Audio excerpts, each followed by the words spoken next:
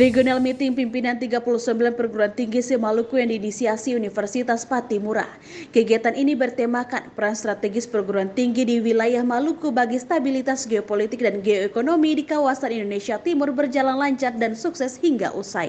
Kegiatan yang berlangsung di Gedung Auditorium Unpati ini dibuka oleh penjabat Gubernur Maluku Sadlili didampingi Rektor Unpati Profesor Freddy Lewakabesi dan Dr. Hanok Mandaku selaku Ketua Panitia, ditandai dengan pemukulan tifa bersama.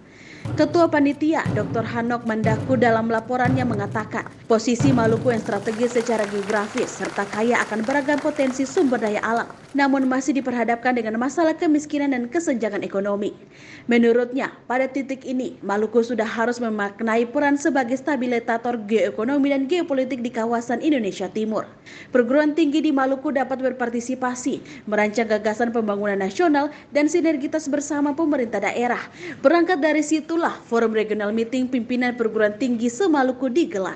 Simak sambutan lengkap Ketua Panitia Regional Meeting Dr. Hanok Mandaku seperti yang dilaporkan reporter Patimura TV, Devi Alfiani dan juru kamera Janis Balo. Posisi yang strategis secara geografis serta beragam kekayaan potensi sumber daya alam yang luar biasa. Sayangnya, hingga kini kita masih dihadapkan dengan problem kemiskinan dan kesenjangan ekonomi.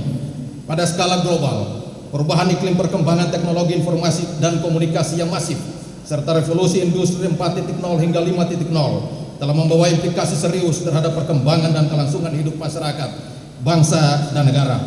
Percaturan ekonomi politik global pun telah bergeser ke kawasan Asia Pasifik yang lambat laun akan berpengaruh terhadap kondisi Maluku dan kawasan timur Indonesia pada umumnya.